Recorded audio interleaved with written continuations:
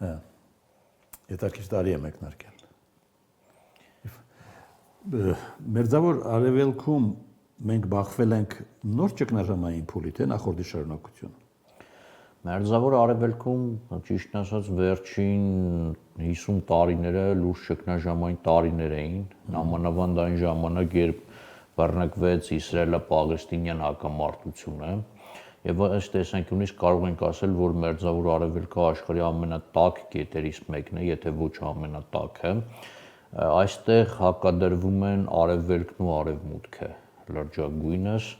Արևմուտքը իդեմս Իսրայելի, Թուրքիայի, ԱՄՆ-ի, Արևելքը իդեմս Ռուսաստանի, Իրանի, ինչու ոչ նաև Չինաստանի։ Այս ամենի զուգընթաց մենք տեսնում ենք, որ պատերազմները չեն դադարում, լրջագույն մարտահրավերներ են հատկապես խաղաղ բնակչության համար, բայց եւ այնպես կարող ենք ասել, որ հաջողության անիվը Արևմուտքի կողմն է։ Դերևս Իսրայելը Գազայում լուրջ հաջողություններ է գրանցում, նորանոր բարձունքներ է գրավում, Սիրիան արդեն թուրքական եւ հրեական միացյալ բանակները գրավեցին, եւ այս տեսանկյունից կարող ենք նշել, որ Արևմուտքը իսկապես հաջողություններ է գրանցում Եմենում հութիների դեմ, արևմտյան հատուկ ուժերը, հատուկ ծառայությունները լուրջ պայքար են մղում։ Սիրիայում ներկայումս բավական լարված է իրավիճակը, հատկապես Հալեպում, երբ թուրքական եւ հրեական հատուկ ծառայությունների, զորքերի օգնությամբ ներկայիս սիրիական ղեկավարությունը եկավ իշխանության, նա կոչ արեց, որ տեղի քրդերը, ինչպես նաև ծայրամասային այլ ազգություններ պետք է միավորվեն Սիրիայի ներկայիս սահմանների մեջ։ Ընդ որում քրդական Աշրաֆիա բնակավայրը եւ Ռոժավա բնակավայրը, որոնք նավթով հարուստ բնակավայրեր են, քրդերը ցանկանում են, որպեսզի այնտեղ ինքնավարություն հաստատվի։ Այն ժամանակ, երբ դեռևս Բաշար Թուրքիան դեմ է։ Իհարկե, որին ոչ միայն Թուրքիան է դեմ, այլև Իսրայելն է դեմ, քանի որ Իսրայելը նույնպես խնդիր ունի այնտեղի քրդերի հետ, քանի որ ըստ իսրայելական մամուլում շրջանառվող լուրերի քրդերը հենց Ռուսաստանի եւ Իրանի կողմից կարևոր հանգամանք է։ Սիրիայում Թուրքիան եւ Իսրայելը հակասություն չունեն։ Սիրիայում կարելի ասել այստեղ նրանց միավորվում է արևմտյան հակվածությունը, Թուրքիան հանդիսանում է հյուսատլանտյան դաշինքի անդամ, Իսրայելը նույնպես հանդիսանում է արևմուտքի անդամ եւ չնայած ով է հովանավորը Սիրիայի ըստ։ Սիրիայի արևմուտքը Իսրայելը, Թուրքիան եւ Ամերիկայի Միացյալ Նահանգները Սիրիայի ներկայիս ղեկավարության հովանավորներն են եւ հենց նրանք են շահագրգռված, որպեսզի Սիրիայի նավթով եւ գազով հարուստ շրջանները, որտեղ հիմնականում քրդեր են բնակվում, առավելագույնս կարճ ժամկետներում միավորվի ընդհանուր սիրիական պետության մեջ։ Այս նախորդ տարվա մարտին տեղի ունեցավ համաձայնագիր կնքվեց, ըստ որի քրդերը համաձայնվեցին, որպեսզի տարածքը միավորվի Սիրիային, սակայն այդ համաձայնագիրը մինչ օրս կյանքի չի կոչվել։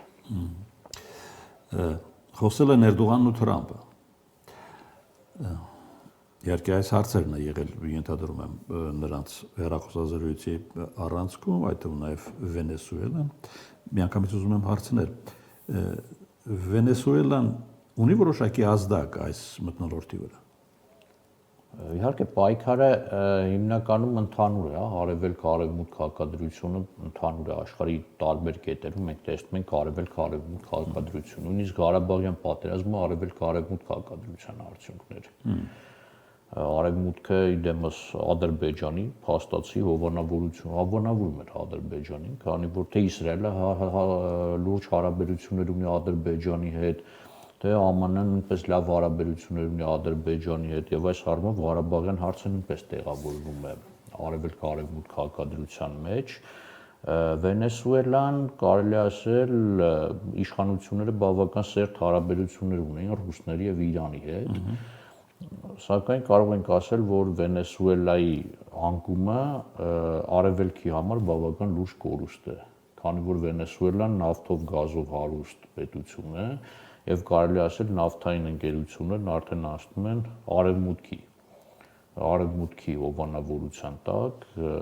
եւս մեկ կետ արևելքի համար անկում ապրեց հոգուտ արևմուտքի, սա է Վենեսուելայում։ Նկատել եք Էրդողանը ինքը լռում է Վենեսուելայի դեպքերի առնչությամբ, ընդդիմությունն է քննադատում Թրամփին։ Ընդդիմությունը Թուրքիայի ընդդիմությունը լիարժեք արևմտամետ ընդդիմություն է, որը բավական ժողովրդական հանրապետական կուսակցությունը բավական լավ հարաբերություններ ունի Ամերիկայի դեմոկրատական կուսակցության հետ, Ամերիկայի ընդդիմության։ Ոչ այս վարչակազմի։ Այո, եւ կարելի է ասել, որ նրանց քննադատությունը տեղավորվում է հենց այս տիրույթում։ Էրդողանը բավական լավ հարաբերություններ ունի ինչպես Թրամփի, այնպես էլ ռուսական կողմի հետ, Չինաստանի կողմի հետ, չմոռանանք, որ Էրդողանը հայտ է ներկայացրել միանալու Շանհայյան տնտեսական կազմակերպությանը, որտեղ ռուսներն ու չինացիներն են գերակշռում, եւ Էրդողանը ցանկանում է այս առումով հավասարակշռած պայել Թուրքիայի քաղաքականությունը, այսպես եւ-եւի քաղաքականություն իրականացնել։ Դա իհարկե արևմուտքում չի ընկալվում, քննադատորեն են արձագանքում Էրդողանի նման հավակնություններին, տեսեք զենքի վաճառքի արդեն արգելքի հայտ եկավ, որ ԱՄՆ-ն չէր ուզում F-35 կործանիչները վաճառել Թուրքիային, քանի որ Թուրքիան Ռուսաստանից գնել էր S-400 հակաօդային միջոցներ եւ որոնք Վենեսուելայում չկարողացան օգնել Մադուրոյին։ Իհարկե, կարելի է ասել ամբողջ արևելքը լռեց, երբ ամերիկյան զորքերը մտան Վենեսուելա, որևէ դիմադրություն չեղավ։ Դա շատ նման էր Սադամ Հուսեյնի սցենարին, երբ ամերիկյան զորքերը մտան Իրաք, այստեղ ռուսներն ու չինացիները էլի չկարողացան ոչինչ անել, երբ որ արևմտյան զորքերը մտան Լիբիա, Կադաֆին անկում ապրեց, կրկին արևելքը չկարողացավ այդ ամենի դեմն առնել, եւ այժմ էլ Վենեսուելան է։ Սիրիան նույնպես տեղավորվում է այս տրամաբանության մեջ, քանի որ երբ թուրքական եւ հրեական զորքերը մտան Սիրիա, տեղի ռուսական համեմիմ ռազմակայանը ոչինչ չկարողացավ անել նրանց։ Այսինքն Իրանում անկայունությունը եւ Սիրիայում բռնկվելը փոխհամարժեք կամ միաժամանակյա process։ Իհարկե, Իրանում ներկայումս ցույցեր են, շատ ցուցարներ վանկարկում են մահ Խամենեին եւ նույնիսկ իհայտ եկան լուրեր եւ իշխանությունը փորձում է կանոնագրքի, իսլամական կանոնագրքի մեջ որոշակի դրույթներ փոխելով զիջումների գնալ ցուցարարների հետ։ Իրանում այստեղ խնդիրը Իսրայել-Իրան հակամարտությունն է եւ Բենյամին Նեթանյահուն մի անգամ չէ որ նշել է իրենք հասնելու են նրան, որ Իրանում հեղափոխության պահապանների հեղափոխությունը, իսլամական հեղափոխությունը եւ հեղափոխության պահապանների կորպուսը անկում ապրեն։ Հիմա այս ամենը մուշախ մեր հարևանությամբ է տեղի ունենում։ Մեզ համար արտաքին վեկտորում ինչ է ընդդեմ։ Այո, տեղի ունենում Հայաստանի հարևանությամբ են զարգանում իրադարձությունները, Հայաստանը գնում է դեպի հարաբերությունների կարգավորում Թուրքիայի եւ Ադրբեջանի հետ։ Սա կարծում եմ բավական լուրջ ազդակ է, քանի որ ներկայիս պայմաններում թշնամի շարունակել թշնամանալ Թուրքիա եւ Ադրբեջանի հետ հայկական կողմին ընդհանրապես ձեռնտու չէ։ Քանի որ ինչպես Թուրքիան եւ Ադրբեջանը ճիշտ է, փաստացի այդ առումով առանձնապես արտահայտություններ չեն հնչում, սակայն պատերազմի են պատրաստվում։ Թուրքական եւ ադրբեջանական բանակը օրեցօր նոր զինատեսակներ են ձեռք բերում, նոր համալրումներ են կատարում, նոր զորավարժություններ են կատարում։ Իհարկե այդ ամենը ուղղված է գլխավորապես Ռուսաստանի Իրանի դեմ։ Իսկ Հայաստանն էլ այս պարագայում դիտվում է որպես Ռուսաստանի դաշնակից պետություն, հետևաբար սա նաև Հայաստանի դեմ է։ Եվ այս առումով կարծում եմ տեղին կլինի, որպեսզի Թուրքիայի եւ Ադրբեջանի հետ հարաբերությունները բարելավելու քայլեր ձեռնարկվեն։ Դե այդ քայլերի առանցքում հիմնականը համարվում է օգոստոսի 8-ի Վաշինգտոնյան համաձայնագիրը։ Ձեր կարծիքով այդ համաձայնագիրը փոխել է Բաքվի հռետորաբանությունը։ Նկատի ունեմ հիմնականում թրիպի մասով։ Գեք ոնց Հայաստանը ներկայումս սեպ է խրված Թուրքիայի եւ Ադրբեջանի արանքում, քանի որ Թուրքիայի եւ Ադրբեջանը չեն թաքցրել, որ իրենք ցանկանում են, որպեսզի ամենակարճ ճանապարհով, որը անցնում է Հայաստանով, կապ հաստատեն միմյանց միջև։ Թրիփը իհարկե այդ ուղիներից մեկն է, սակայն չմոռանանք, որ կար նաեւ երկաթուղային հաղորդակցություն եւ բացի այդ կա հարցի նաեւ տնտեսական կողմը։ Երկար տարիներ Ղարաբաղյան հակամարտության պատճառով Հայաստանը դուրս է մնացել տարածաշրջանային բոլոր նախագծերից, էներգետիկ նախագծերից, տրանսպորտային նախագծերից եւ ժամանակն է, որպեսզի այդ հարաբերությունները կարգավորվեն եւ Հայաստանը վերադառնա այնպիսի փուլ, երբ արդեն միջազգային ճանապարհները Հայաստանով կանցնեն, այսինքն թուրքական գործգայլերի կուսակցության հիմնադիր Ալփարսլան Թյուրքեշը ինչպես նշել է, Թուրքիայի առանցքային հարցն է շուտապույտ կարգավորել հարցը Հայաստանի հետ, քանի որ Միջին Ասիայից հատկապես նավթային խողովակաշարերը շատ ձեռնտու է, որպեսզի անցնեն Հայաստանով, Թուրքիայով դեպի Եվրոպա։ Դրան դեմ չի նաև Ադրբեջան։ Իհարկե դեմ չի Ադրբեջանը։ Եվ սակայն ինչպես տեսնում ենք այս ամենի հետ մեկտեղ կողմերը շարունակում են ամեն դեպքում պատերազմի պատրաստվել, քանի որ հատկապես Իրանի շուրջը լարվածությունը մեծանում է, Ադրբեջանը ճիշտ է ավարտել է Հայաստանի հետ պատերազմը, սակայն Ադրբեջանը իրանական լուրջ հակամարտություն ունեն սրանում։ Եվ այս առումով թրիփի վարկածը, որ Ադրբեջանին պատրաստում են Իրանի դեմ հիմնավոր է։ Միանգամայն հիմնավոր է, քանի որ Ադրբեջանը Իրանի հատկապես հյուսիսում ապրում են 25-ից 30 միլիոն ադրբեջանցիներ եւ Ադրբեջանը նշում է, որ նրանք ցանկանում են միանալ մայր հայրենիքին, բացի այդ Իսրայելի հետ Ադրբեջան ունի շատ խորը ռազմավարական հարաբերություններ, Ադրբեջանը ինքնին փորձում է գնալ դեպի արևմուտք, իսկ արևմուտքի պահանջներից մեկն էլ այն է պատերազմի պատրաստվել այն երկրների դեմ, որոնք արևմուտքին դեմ են, եւ այս առումով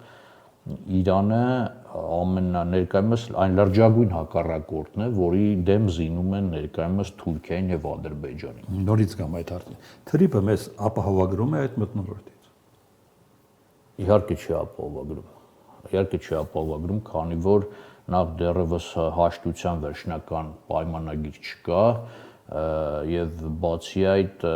Ադրբեջանում նաեւ Հայաստանը անվանում են Արևմտյան Ադրբեջան, այսինքն Ադրբեջանի նպատակն է հենց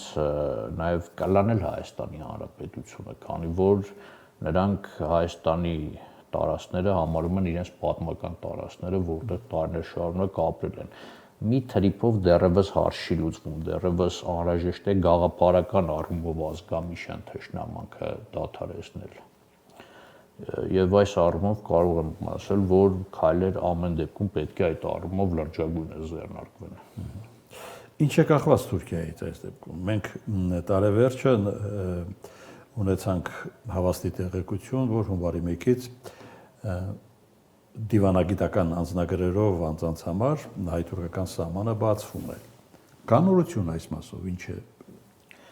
Սա խորհրդանշական է, քանի որ օրինակ Թուրքիայում պաշտոնյաներ կան, որոնք ունեն այսպես կոչված կանաչ անձնագրեր, խոսքը վերաբերվում է դիվանագետներին, բժիշկներին եւ այլն այն անձանց, ովքեր Շենգենյան տարածքում կարող են առանց վիզայի մուտք գործել Եվրոպա։ Նրանք ունեն կանաչ անձնագիր, սակայն կանաչ անձնագիրը չի անցնում Հայաստանի Հանրապետության տարածքում, այսինքն կանաչ անձնագրով Թուրքիայի քաղաքացիները չեն կարող մուտք գործել Հայաստանի Հանրապետություն։ Եվ այս առումով կարող ենք ասել, որ եթե նման արգելքը վերացվի, ապա դա լուրջ միտում կլինի, որպեսզի երկկողմ հարաբերությունները խորանան, քանի որ հատկապես զբոսաշրջային բնագավառում Թուրքիայից շատ հայտեր կան, որ իրենք այցել են Հայաստան, տեսնեն Հայաստանը եւ այլն, եւ այդ խորհրդանշական անձնագրերի ազատականացումը նույնպես լավ հիմքեր կստեղծվի Հայաստան-Թուրքիա զբոսաշրջության զարգացման համար։ Բեռնափոխադրումների մասին խոսք չկա։ Դեռևս բեռնափոխադրումների մասին խոսք չկա, քանի որ օրինակ Թուրքիայից թույլատրվում է Հայաստան ապրանքներ արտահանել, սակայն Հայաստանից Թուրքիա ապրանքներ արտահանել արգելվում է։ Բեռնափոխադրումները ըստ իս լիարժեքորեն կլինեն այն ժամանակ, երբ որ կբացվեն սահմանները։ Իսկ սահմանների բացումը ենթադրում է դիվանագիտական հարաբերությունների հաստատում, իսկ Թուրքիան նշել է, որ Հայաստանի հետ դիվանագիտական հարաբերություններ կհաստատի միայն այն դեպքում, երբ որ Հայաստան-Ադրբեջան հարաբերությունները լիարժեք իրենց լուծումը ստանան։ Այստեղ խնդրահարույց է համարվում նաև երկաթուղիների բացման հանգամանքը։ Թուրքիա-Հայաստան նկատի ունեմ Ախուրիկից եկող Ջուլֆայի երկաթուղին էլ կա, այո, Նախճեվանի երկաթուղին է։ Իհարկե, ներկայումս թուրքական կողմում, ինչքանով որ ես գիտեմ, երկաթուղային կայարանները վերանորոգվում են։ Հայկական կողմն է անում։ Ոչ, թուրքական կողմն է անում, քանի որ թուրքական կողմը միտք ունի Հայաստանի հետ վերաբացելու նաև երկաթուղային կայարանները։ Հայաստանն էլ ունի աշխատանք իր տարածքում։ Իհարկե։ Ով է անելու այդ աշխատանքը։ Հայկական կողմը պետք է անի, օրինակ ոչ ռուսական։ Օրինակ ներկայումս, ինչքան գիտեմ,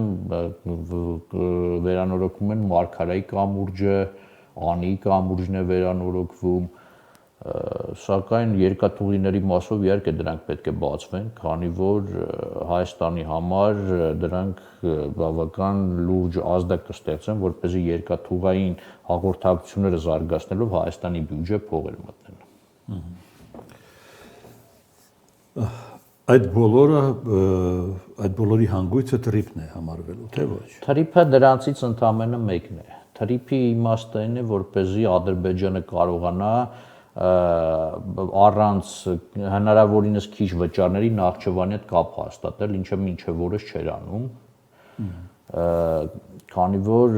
Իրանը բավական մեծ գումարների գնով էր Ադրբեջանին թույլ տալիս Նախճեվանի հետ կապ հաստատել։ Այժմ թրիփը հսկելու են ամերիկյան ընկերությունները, ինչը իհարկե Ռուսաստանի եւ Իրանի դուրը չի գա։